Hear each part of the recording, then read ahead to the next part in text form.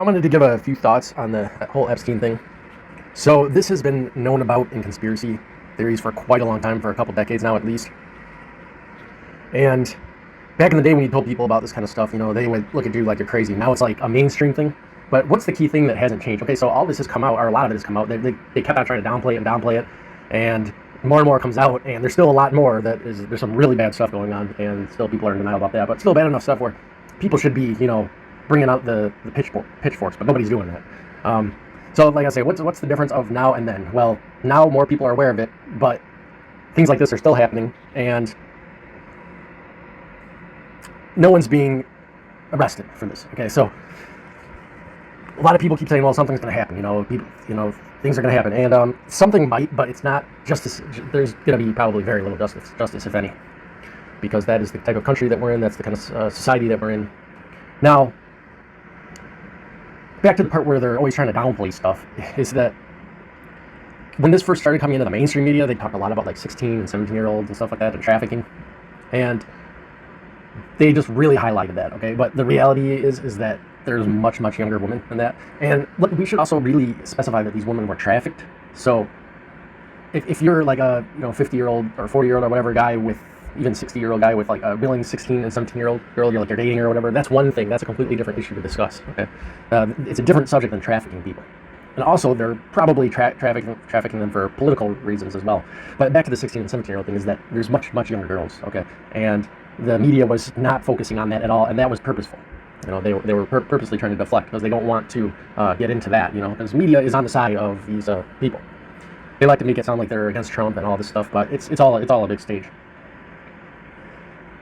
So, having said that, now, so what's the next thing that's going to happen? Well, little by little is coming out, and probably going to plateau. Now, you've seen a lot of these documents that come out, and they're completely blacked out, and then a lot of these pictures are completely blacked out. There's probably some really bad stuff. Now, if you never followed any of this stuff, you should know right away that how bad they're trying to hold this all back, that something's really going on that's really bad. I mean, that would be a common sense thing, but people aren't really picking up on that, okay? I mean, some people are, but obviously, but like I say, no one's bringing out the pitchforks. Why not? I was ready to bring out the pitchforks when I was 15, so I don't know what everyone else's problem is. So, again, back to just another point on the trafficking thing. Well, so trafficking and willing participation is two completely different things, regardless of age. Even if you're trafficking a 40, 50-year-old man, let's just say 30, 40-year-old man for labor, like quasi-slave labor or whatever, that's really bad, okay, obviously. It's hard to compare that to someone that's dating someone willingly. Okay, so people get trafficked for all sorts of reasons. They get trafficked for sex, they get trafficked for work, etc. Those are the two main things.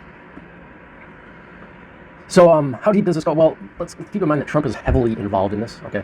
And like, say he's delaying everything he can. He's probably got his people in there blacking out all this stuff, and there's other people that are blacking out and hiding all this stuff and concealing it illegally.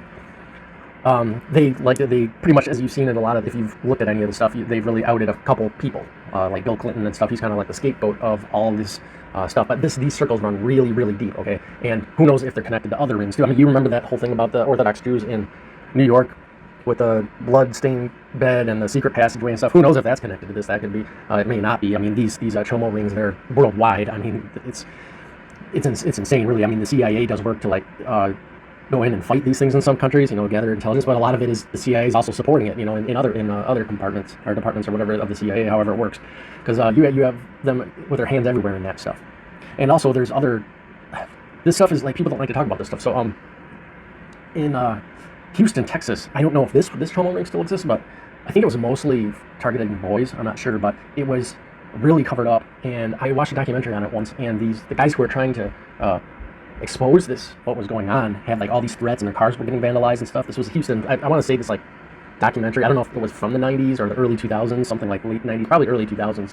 But I'm not sure. Like I say, I don't know if that. I'm assuming that ring is probably still around, or it's transformed into some other thing. But this stuff's really common, okay? And it was mostly a lot of, as far as I understand, local successful businessmen, and they probably had some internationals involved in that as well. Now, if you go to really impoverished countries, like this is where kind of the CIA sometimes gets involved, especially South America. I was listening to a CIA guy talk about his experiences, like trying to stop all that stuff in these other countries and get intel on it and everything. And like I say, the CIA also takes part in this stuff, so they're not the good guys either. But yeah, at these parties, these Chomo parties and stuff, they drug up these kids on all sorts of drugs, and it's just the stuff that the plutocracy, or a part of the plutocracy, takes part in, is just insane. Like who would ever do this? And people just sit around and act like it's normal. You know, they act like our societies are normal, and they're not. You know, there's some really screwed up things, and I don't even know why anyone would participate to a high degree in these types of societies. And then to expand on that second and third world thing, people are so desperate. Some people sell their kids. You know, it's like, I mean, even in modern countries, sometimes people sell their kids, but it's a little bit more common in really impoverished countries. There's just some people that are prone to that type of behavior. Like they have something wrong with them and they'll sell their kids. You know, it's and when you're impoverished, that it just increases the chance of that. And sometimes it becomes a norm. I mean, any rich Westerner can go into these really impoverished countries and take part in that kind of stuff. And it's not uncommon. It's more uncommon in fully industrialized countries, but it's still not super uncommon, if you know what I'm getting at. You'll find it here and there, and it's often involving powerful people. So yeah, the main point of this is obviously that the point I'm trying to make here is that nothing's really changed. They may have to, I mean, that ring probably changed, but it's going to be transformed. It's going to go somewhere else. It's going to have different people. It's going to be used for political purposes to blackmail people and stuff like that, but it's also there for the pleasure of certain plutocrats. And there's a lot of people involved. There's a lot more than the names that they're listing. There's a lot worse things happening than they're admitting to, even maybe like torture and death and stuff like that. And obviously much younger girls as well, besides not just 16, 17, even though, you know, it really just depends on their clientele and whatnot. But, yeah, they'll get really, I mean, you've seen the pictures of Epstein and all these, how do you say, Epstein, I don't know. You've seen the pictures of him, like, with all these little girls sitting on his lap and stuff. Some of them are real young, you know, they try to black it out, but who knows what other kind of pictures are in there. It's probably really bad. And who's involved? Well, there's obviously going to be world leaders and a lot of businessmen and celebrities and stuff like that.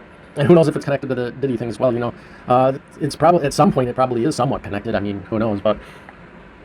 Yeah, and the other point is nothing is really going to be done about this. And like with all these political events, like the invasion of Venezuela and this Greenland ridiculous nonsense, a lot of that stuff could just be there to deflect to kind of distract from the Epstein thing, because I'm telling you, it's probably way worse than they're telling you. Well, it's obviously way worse than they're telling you, but to what degree, it might be really, really bad, folks, okay? It might be really, really bad. So that's a very good possibility, and yeah, so until people actually stand up and do something, though, nothing's going to be done about it. I mean, people are worried about ICE and all this stuff, too. That's another distraction, I would say.